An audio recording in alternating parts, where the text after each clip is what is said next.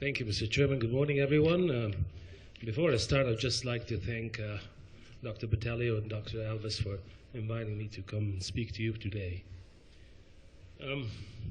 So this is, I have no disclosures, and this is a 40-year-old male who was involved in a road traffic accident, had neck pain, and was treated elsewhere. He had x-rays and a CT scan, and they put him in a neck collar. 6 months after that, he presented with neck pain and an electric feeling whenever he extended his neck. Whenever he attempted to look up, he had an electric feeling going down his body. And these are his x-rays at the time of his presentation to us at 6 months following his road traffic accident. You can see a displaced odontoid with angulation. And these are his dynamic films, and you can see also that it's not moving. The CT scan showing a myelinated odontoid fracture. It's a shallow type 3 fracture. And the MRI shows, I think you can see it here, the cord change, the cord Malaysia, opposite to the angle with the angulation of the cord medullary angle, showing the anterior and posterior compression opposite C12 articulation. So this is like a summary. He has axial neck pain. He shows a Lermitz sign, where electric feeling going down his body whenever he attempts to look up. He has a malunited shallow type 3 odontoid fracture with posterior and anterior cord compression with cord Malaysia as shown. So what are the management options here, and what do you suggest as management? Me gostaria de fazer uma pergunta? Okay.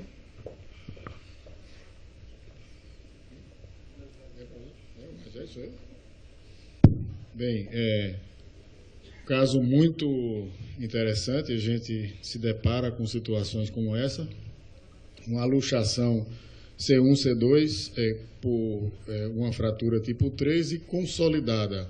Pelo que eu vi, a lesão é estruturada e ela não reduz com a movimentação. Então, e com mielopatia, sinal de Lermite, que é um sinal de alerta grave. Então, esse paciente, na minha experiência, não responde à tração. A tração não funciona. Portanto, esse é um paciente de redução cruenta, descompressão e estabilização. A simples, às vezes, retirada do cortar a fusão do odontoide para depois tracionar e fixar C1, C2, pode não ser eficiente. Eu tenho um caso exatamente igual a esse, que eu fiz uma corpectomia de C2, porque é onde comprime a medula, e depois fiz uma artrodese occipito-cervical. Porque a gente tentou tração de tudo, não reduzia, tinha 18 meses. Então, eu acho que poderia se tentar cortar o odontoide, a fusão, tração e depois fixar C1, C2, uma opção. E a outra opção seria a corpectomia de C2 e fusão occipito-cervical. Faria descompressão posterior? Como? Faria descompressão posterior? Olha, eu poderia mostrar a ressonância, a MRI? Sure. Okay.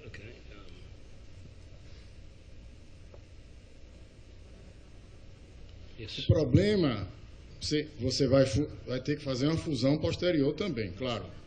A descompressão pode ser feita. Entretanto, a compressão desse paciente é anterior por o pânus que desenvolveu ali atrás e o próprio corpo de C2 porque o odontoide não comprime mais essa medula. Ou no arco de C1, o arco de C1 posterior. Olha, o arco, você abre o arco posterior, mas só isso, ao meu ver, não é suficiente.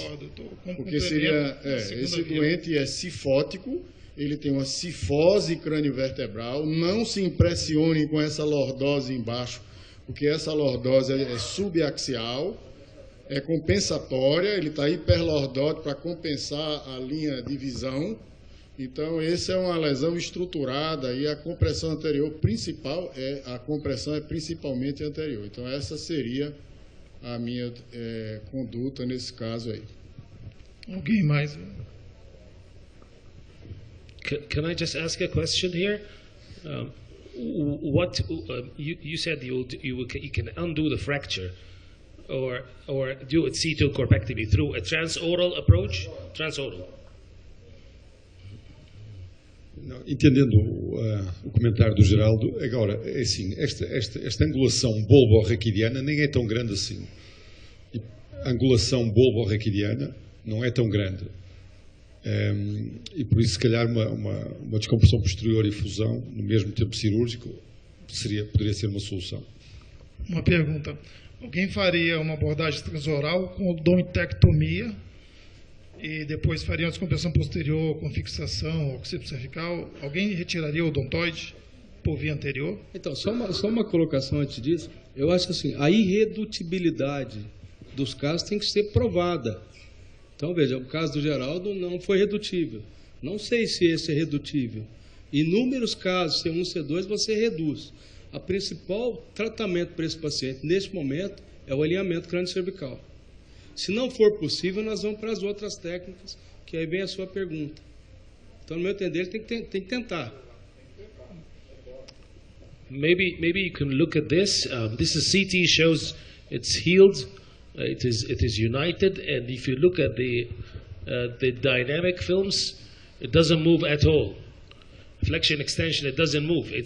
And the CT, maybe I've shown you one cut here, but on other cuts, it is fused, so it doesn't move. Sala? Alguém mais? Na minha opinião, concordo com Sala, Rossam. It's fixed deformity. In that case, you need two options. Extrapharyngeal osteotomy of C2 and posterior reduction, or transoral osteotomy and plate fixation with Harms plate or other plate only in C1, C2, and restore the sagittal alignment from the front. Is it Carelli? Yes, he's a brave man, isn't he? Carelli, okay. So you were saying you were saying two options. The first option is, or extrapharyngeal approach, osteotomy of the fracture, osteotomy of the fracture, the level of the fracture, and posterior fixations only C1, C2, or transoral operation, osteotomy of the level of the malunion, and the Harms plate fixation, C1, C2. Is the better option for the patient, in my opinion. So the first option, the anterior option was to go retropharyngeal or transoral, the osteotomy, whatever. I think the compression is not from the odontoid, it's from the body of C2. And when you go transoral, you frequently are not able to make a good decompression in the lateral. You have a very short space. And I think that even if you destroy the junction between the odontoid and the base of C2, the articulations must be ankylosed already, so you won't be able to decompress it. You won't be able to reduce it, even if you destroy everything anteriorly. I don't know. But maybe it doesn't show here, but for completion and to be accurate about the information, there was no ankylosis at the facet joints of C1, C2. There was no ankylosis at all. It showed a subluxation at C1, C2, but the joint was completely open. He's only 40 years old, so he's a young man, and the injury was isolated to a shallow type 3 fracture. So there was no injury at the facet joints. Yes? Put this translation, please. Put what's that? I will talk in The time português. is Okay, sorry. Nós temos belíssimas tradutoras ali. há líquido entre o dente e o corpo vertebral. Não há anquilose, nem fusão ali entre o fragmento quebrado e o corpo.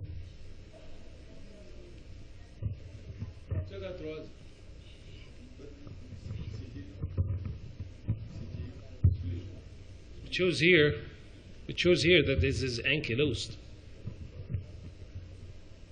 It was ankylosed. This is to me a very unusual case. So I did that 2008, 11 years ago. So I still remember all the details. So it was. I remember that. So it was totally ankylosed. It was fused. I mean, I don't know about totally, but there was no movement at all there. Doutor Rossan, eu tenho um caso curioso, outro caso desse tipo, e que eu me preparei para fazer a osteotomia na área da fusão e reduzir e fixar por trás. Então, fiz transoral, esse caso eu até publiquei. Então, na hora que eu fiz a osteotomia, o residente aumentou mais a tração, o odontoide voltou para o local. Isso não é uma técnica que eu posso dizer que tem que ser feita em todos os casos. Mas então, eu tinha material de buco, maxilo, tudo. Eu retirei o enxerto do ilíaco e reconstruí o odontoide com o C2, fixando por via anterior. E tem um controle, foi fixado, houve fusão completa do odontoide no local, porque era uma luxação irredutível na tração.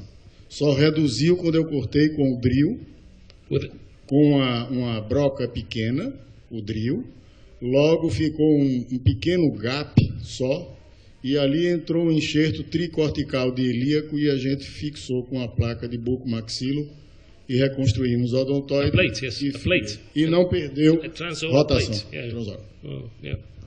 Publicado aí na revista Coluna. Quem quiser, vai ler. Very good. Só uma consideração aqui. Assim, esse caso, eu já operei, já fiz cirurgia transoral. Esse caso é diferente do odontectomia. Odontectomia, você vai chegar na faceta de C2, você vai ver o odontoide, vai trilar o arco anterior de C1. Esse é um fator de tipo 3. Eles têm um corpo de C2 envolvido. Então, assim, tem um calo ósseo, uma consolidação muito maior do que puramente a odontectomia. Então, tem que ser considerado aí a dificuldade cirúrgica de fazer odontectomia e a corpectomia aí. Como o Ricardo falou, não sendo irredutível, estando consolidado isso aí, se você olhar o estreitamento do arco posterior de C1, se fizer uma descompressão posterior e uma fixação posterior, dependendo do quadro clínico do paciente, é uma outra possibilidade menos invasiva. Também pode ser considerado.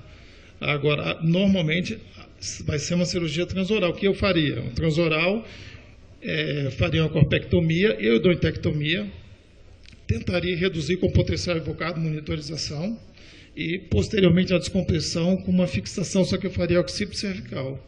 Não faria C1, C2, não. Continua, doutor, por favor. Okay. Now, just for argument's sake, we normally approach, put an odontoid screw through a C4, C5-like exposure here, like a regular anterior approach, and you're able easily to get here, to put your odontoid screw, right? So through a standard anterior cervical approach, you'll easily reach the base of C2, right? So, based on this, you can actually access also the fracture from a lower cervical spine with an angle. You can actually access this fracture here through a standard anterior approach. It's like a centimeter from the base of the C2, right? Okay. So anyway. So we've talked about all the management options, transoral, neglecting the fracture even and going posterior, taking out the posterior arch of C1 and doing a C1, C2 fusion, all are these. Or doing an odontoid osteotomy, whether anteriorly, as mentioned here, or through a transoral approach or a retropharyngeal approach. Now, This is, what I actually did was did an odontoid osteotomy, really. But I did it through a standard cervical anterior approach. And the reason for that, I was actually quite optimistic because I thought maybe I can do, it's a shallow type 2, shallow type 3 odontoid fracture. And I thought maybe I can do an osteotomy, undo the fracture, realign it, and put an odontoid screw, similar to what you did, but with a screw so I can maintain rotation. So this is the exposure. We did that, and I actually used angled osteotomes to do that under X-ray control, managed to get the osteotomy and undid the fracture totally. And then turned the patient. I was not able to put a screw in to fix it. It was just the fracture configuration was not favorable because of the obliquity was not good for an odontoid screw. And I wasn't really able to get an anatomical reduction while still the patient is on the Mayfield and in the supine position. 1 minute. I turned. 1 minute. Yeah. You have 1 minute. Okay, I'm done. So basically, what I did was I turned the patient around and I did a Brooks fusion with a iliac crest bone graft and with a titanium cable. He did well, and this is his pre-op and post-operative MRIs showing the correction of the medullary cord angle and the CSF flow in front and behind the cord, and achieving a correction and reduction of his fracture and atlantoaxial subluxation without going back to a transoral approach.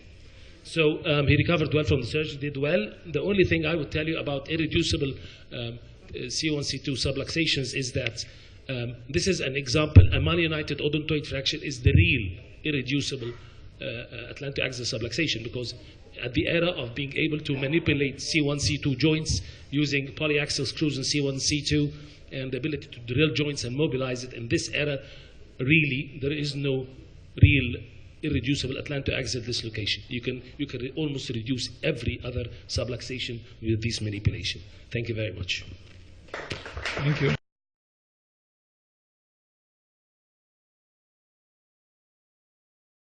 Bonjour. Good morning to everybody. Thank you for inviting me to a section of a Cervical Spine Society, and thank you for all Brazilian guys and Brazilian colleagues. Thank you, Oscar, for inviting me. So I have to discuss of this very atypical case, because, you know, post-traumatic C71 spondylolisthesis is not so frequent. So this is Verona, where I work, where I'm the head of the spinal department. Verona is famous for Romeo and Juliet balcony, you know, for the lyrics of the arena, Roman arena. So this is the case. This, I had this from my files because, as I told you, it's not so frequent. And at that time, 13 years ago, 2006, I was the head of the spinal department in Vicenza. So we had this case. It's a male, 68 years old, that has a domestic trauma. She fell in the stairs. So she was admitted to the ICU because it was a Frankel Asia, a motor and sensitive deficit from the level of T2. And due to hemodynamic and respiratory instability, he was subjected to vasopressor therapy and was intubated and followed in ICU. And if you look at the images you see here, as very often in the emergency room, it's difficult to see all the lower part of cervical. No, this is one of the main problems. But he made a CT, and was only a fracture here of the right C71 articular process. This is the right view of the, you can see here the line of fracture. We don't have any other fractures on the left. So this is the MRI. You see the signal of the lesion here. So now, what do you do? Please. Perguntas?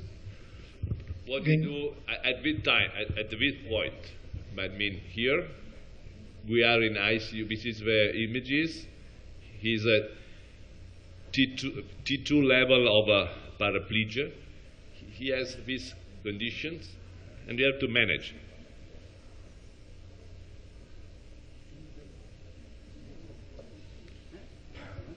I go back? Yeah.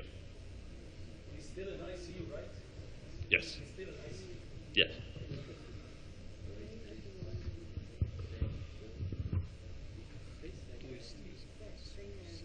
Is it stable or not? So the question is to, because in the ICU is intubated, is of course is not, he has a problem. Do you fix? Yes or no? What do you think of his evolution? Não, o interessante na ressonância, para comprovar ou para demonstrar o déficit neurológico, ela tem realmente o edema medular nível T1, né? 2, 3, 4, 5, 6, C7, T1, T2. Mas sem sinais de hérnia, sem sinais de fratura.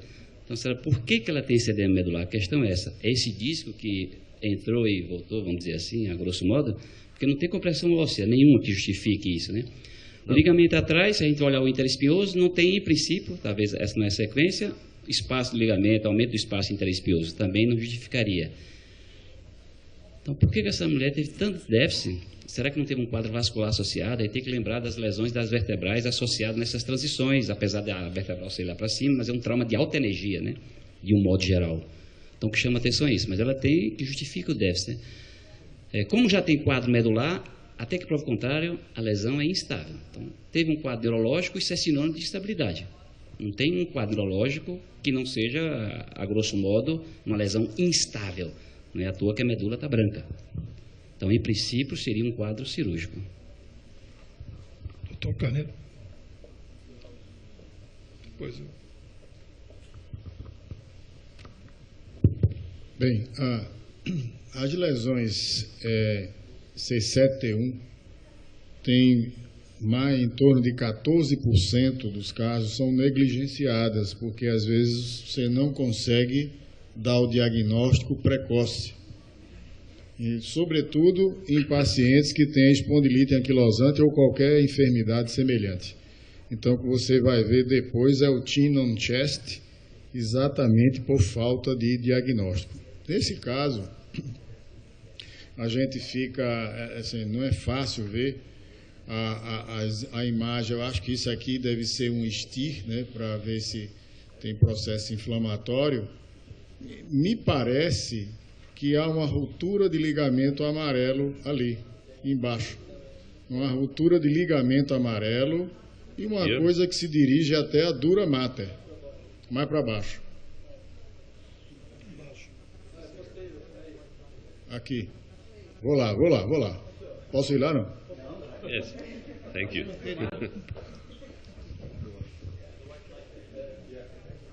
Se você é uma está descontinuado o ligamento amarelo.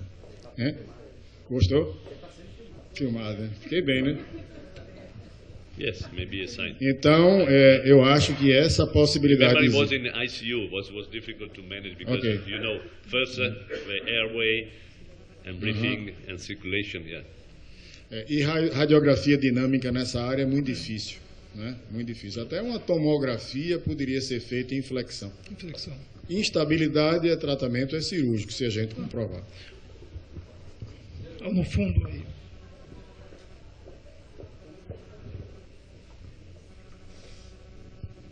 Um comentário sobre a questão da própria aplicação e da interpretação da ressonância, né? Assim, a melhor sequência para avaliar a lesão ligamentar seria o STIR, né? Então, quando você tem aí a gordura hiperintensa, isso confunde muito. Então, a sequência STIR poderia facilitar visualizar isso que o Dr. Geraldo mostrou ali, e que, lógico, a gente acaba vendo, procurando alguma coisa, né? Enfim, o paciente está paraplégico, você quer saber o que aconteceu. Mas acho que ter uma atenção nisso, não só para a cervical, mas para a coluna como um todo, a sequência ideal para avaliar a lesão ligamentar é o STIR, né? A supressão de gordura. Alguém mais aí?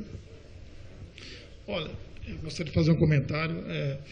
Se pensar em instabilidade, você tem que pensar, nesse caso, em lesão ligamentar, porque apesar de ter a fratura posterior à direita da faceta, se fez uma luxação e depois reduziu espontaneamente, e não se visualiza aí na ressonância na tomografia, e não dá para fazer avaliação dinâmica, mas não me parece, assim, olhando, que tem um aumento do espaço. Eu concordo quando em respeito ao ligamento, eu visualizo ali, parece ter uma lesão, mas, a princípio, eu não consigo ver instabilidade. Alguém acha que tem um componente de instabilidade? Levanta a mão aí.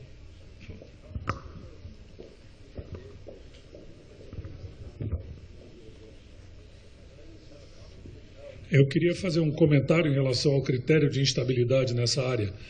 O nosso amigo Fernando Dantas colocou muito bem. No momento que você tem um quadro neurológico catastrófico dessa forma, uma lesão de alta energia, no momento do trauma isso ficou instável. E aí você não pode definir somente radiograficamente, deixa eu terminar, radiograficamente que essa lesão é estável, porque funcionalmente ela foi instável naquele momento. Então a gente tem que avaliar isso de forma para mim essa instabilidade, mesmo que ele agora esteja alinhado, tem um alinhamento, essa instabilidade aconteceu no momento da lesão de alta energia, sem nenhuma dúvida. A minha preocupação em relação a essa situação é o que acontece no futuro. Eu tenho uma doente paraplégica com pouca imagem para muito trauma, mas com uma lesão localizada numa área de alto estresse. O que vai acontecer para adiante? Uma coisa que tem que ser colocada na cabeça é que, na dúvida da instabilidade de um doente paraplégico, isso eu aprendi com o Dr. Carlos Henrique, que tratava uma quantidade muito grande, a gente achava que o doente paraplégico tinha menos mobilidade, que tinha menos solicitação. Ao contrário, o doente que fica paraplégico solicita tudo, o tetraplégico também, tudo pequeno que ele pode. Então, na dúvida da instabilidade, ou na incerteza da instabilidade, essa é uma lesão que precisa de tratamento cirúrgico para estabilização, minha opinião. E nos casos de lesão vascular? Muitos pacientes têm trauma, têm uma fricção, hiperflexão e têm uma lesão vascular. E aí vai desenvolver um déficit neurológico e, essencialmente, não tem uma instabilidade. Então, você operar um paciente sem visualizar, num exame de imagem, uma instabilidade, tem que ter... Não é difícil, tem que ter uma avaliação mais profunda, fazer uma tomodinâmica, como sugerido. É difícil indicar para cirurgia, sem visualizar uma instabilidade no exame de imagem, sendo que o paciente potencialmente pode ter uma lesão vascular medular. Alguém mais? Pois não.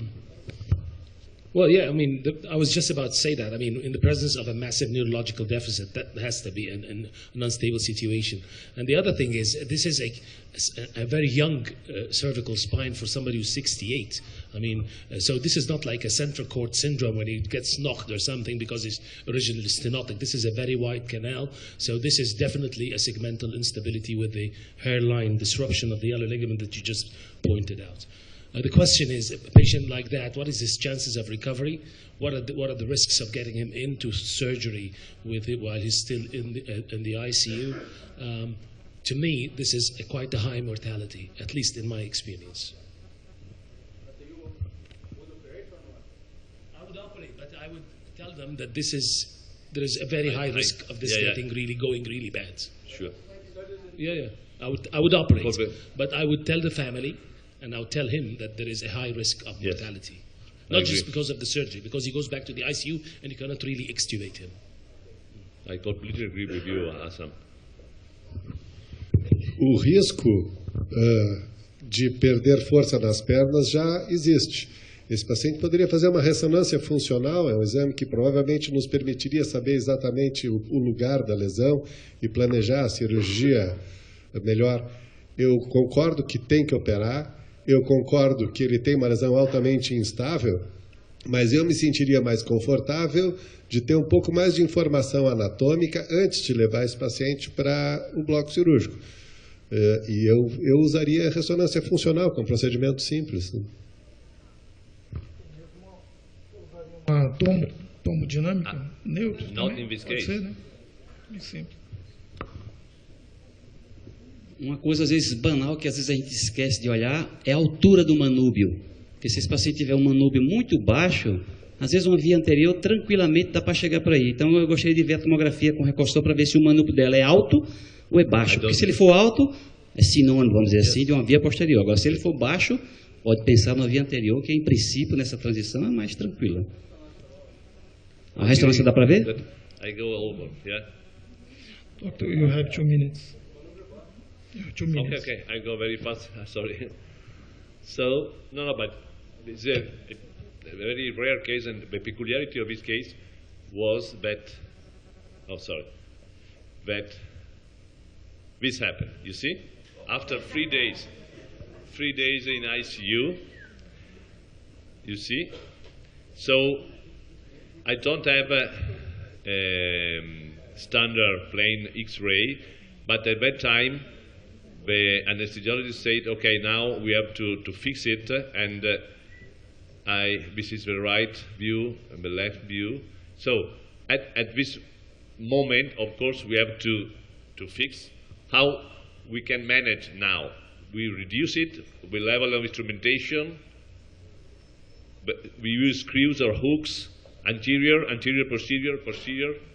We're only 2 minutes, so I go very fast, okay? So at that time, I was not very comfortable with both, so the manubrium was high. You see, my solution was to fix it with only hooks, with a good reduction, you see here, of the lesions. And the patient was okay, didn't recovery of a neurological problem, but he was stable. And you see here, the MRI. Here you can see the disc lesion. But anyway, looking at the literature, it's very, very rare. Obviously, it's better to do anterior and posterior fixation. I completely agree. So I've done the best solution for fixation. But at that time, from my experience, in that situation, I had this solution. And if you look at the literature, look at here that the number of the literature is only roughly 15 cases described all over the world. So it's a very rare condition. I don't know how many of you have never managed C71 post-traumatic luxation. So this was my solution. Of course, it's not the perfection of a solution, but was at that time the best I can produce. Thank you. Thank you.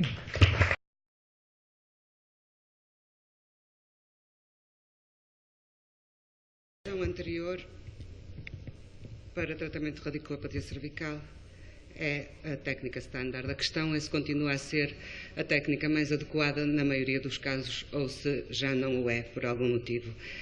A técnica é eficaz, permite uma descompressão adequada, dá estabilidade, permite até certo ponto corrigir alguma deformidade local.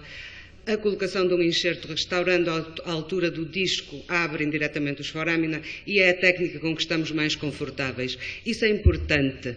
Não significa que não devamos evoluir, nem que não devamos inovar, mas para introduzir uma técnica nova, tem de se ela demonstrar superior àquela com que eu estou confortável e com que eu sei de facto melhor fazer.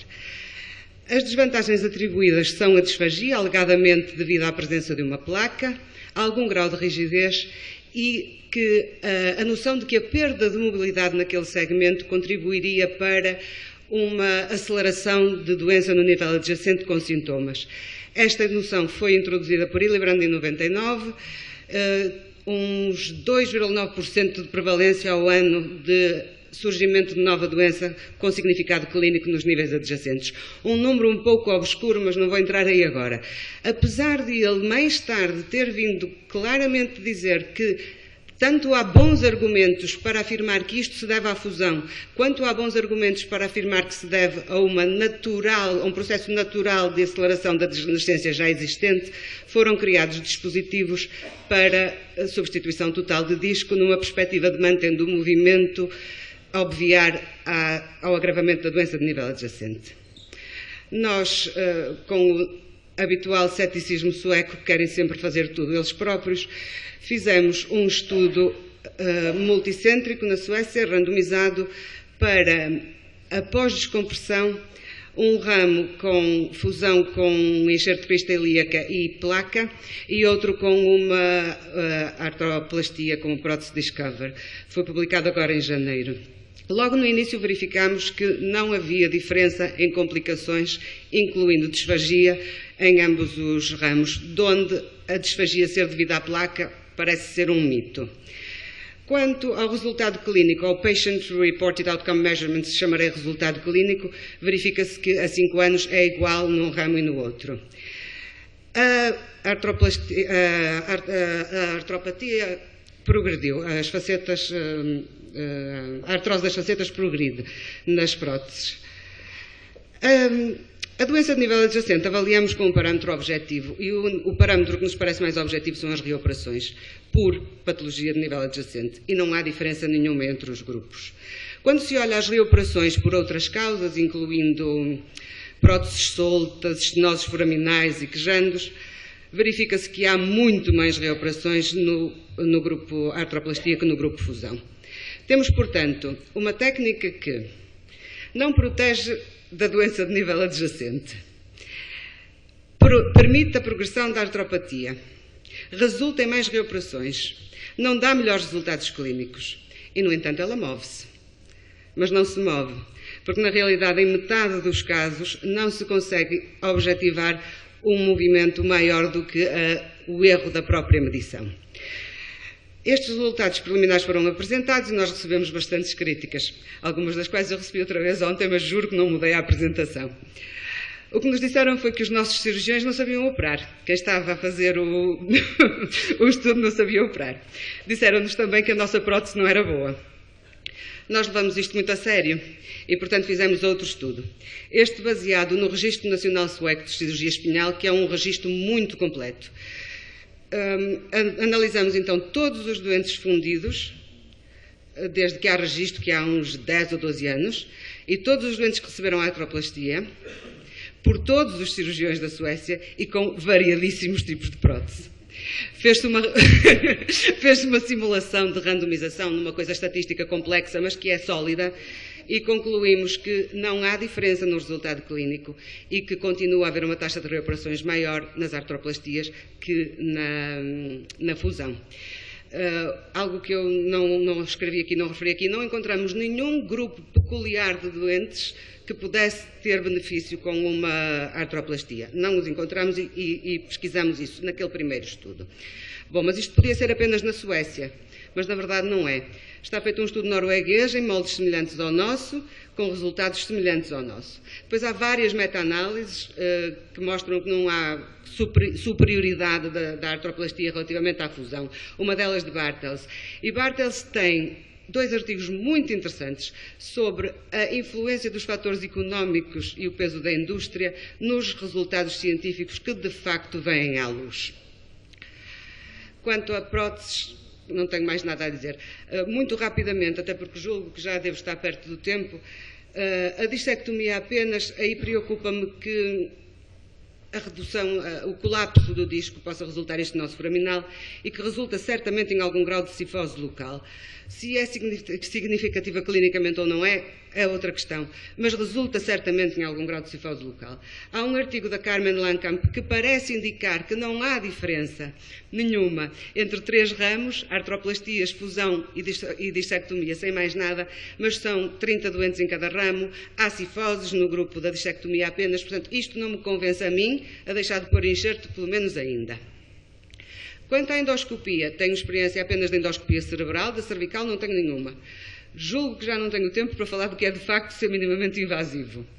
É uma discussão que poderia ser interessante. As preocupações aqui são que possa haver maior risco de deixar remanescentes de disco, que julgo que possa haver. Estou muito curiosa para saber como se lida com as complicações. Havendo complicações, como se resolve. Isso é muito importante. A gente começa uma técnica e tem de saber resolver qualquer coisa que aconteça. Admito que possa ser, de facto, uma técnica útil em casos muito selecionados, não digo que não. Em suma, julgo que a fusão continua a ser a técnica mais adequada na vasta maioria dos casos. E lembro que aquilo que é mais novo, mais apelativo ou mais caro não é necessariamente o melhor nem o mais satisfatório. Muito obrigada.